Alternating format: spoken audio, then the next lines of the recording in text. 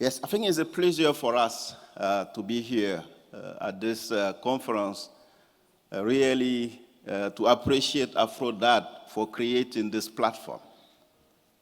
So on behalf of the Executive Secretary of ACBF, I would like to extend his greetings to the participants, but also his deep appreciation to Aphrodite for convening this important platform, which is the 5th African Conference on Debt and Development. So since its inception, Aphrodite has become more than, this conference has become more than a conference. It has been a continental space for dialogue, reflection, and collective action on Africa's most pressing financial challenges, which is debt. This 5th edition is especially timely.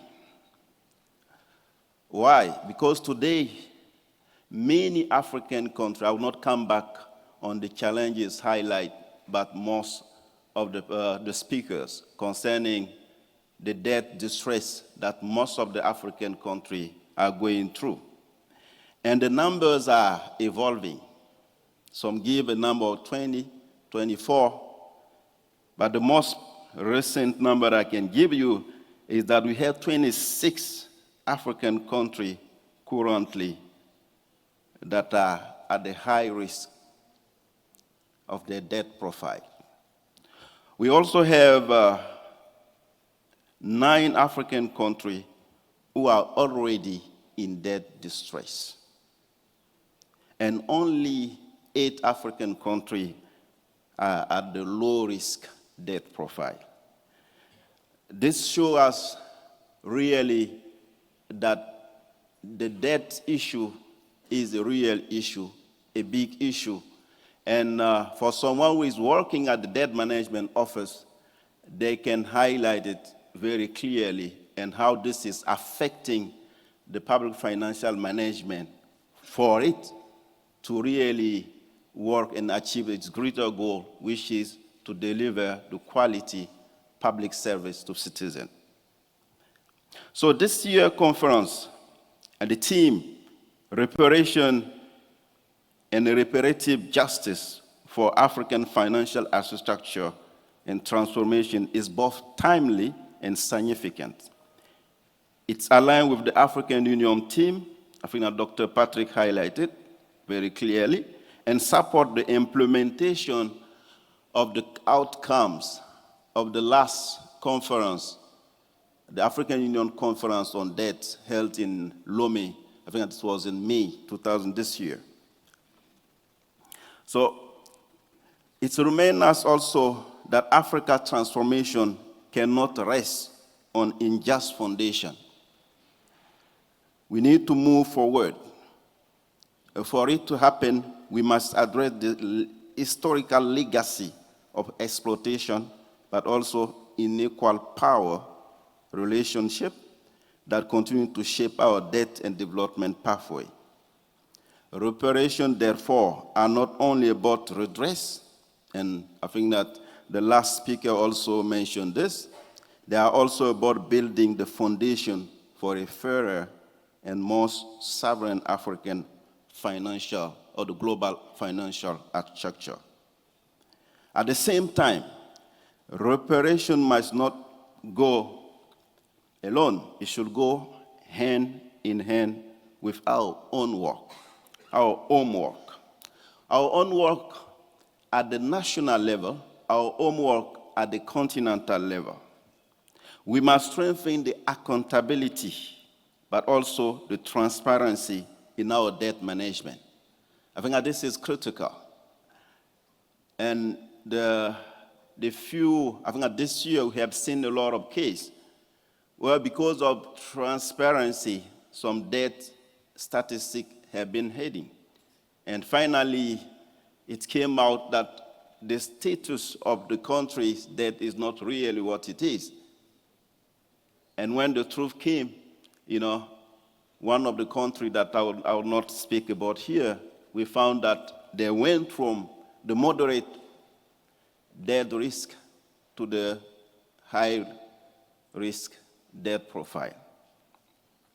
So at the African Capacity Building Foundation, we believe that a credible African or the global financial structure must be anchored in good governance, sound debt management, and the trust of our citizens. With this, reform would not be, or without this, reform would not be sustained. We are convinced that meeting these challenges require resilient institutions, empowered leadership, and strong governance system. As the capacity building arm of the African Union, we see our role as complementary to Afro-DAD bold advocacy, bridging the gaps between policies, practice, between aspiration and implementation. As we are really getting into this conference, allow me to highlight 3 points of solidarity. First of all is the collaboration around our vision. We stand with Afro-DAD and all the partners that are working, advocating for change in the global architecture, financial architecture. One of the very important things, and we have been talking a lot about it, is how African countries can work or institutions can work collaboratively to address African challenges. We need also solidarity in our action. So for that, we reaffirm at the African Capacity Building Foundation that we are committed to strengthening the capacity of African institutions to better negotiate, to better design policies, but also implemented strategy or financial strategies for safeguard sovereignty, promote inclusive development, and uphold transparency and accountability. We also believe that collaboration for transformation is critical. We believe that working together with Afro-DAD and all the partners involved in strengthening the capacity of African countries for sound debt management is critical. And for that, I think that our ongoing discussion with Afro-DAD to sign an MAU will be critical to work collectively and address the capacity gaps around debt management in Africa.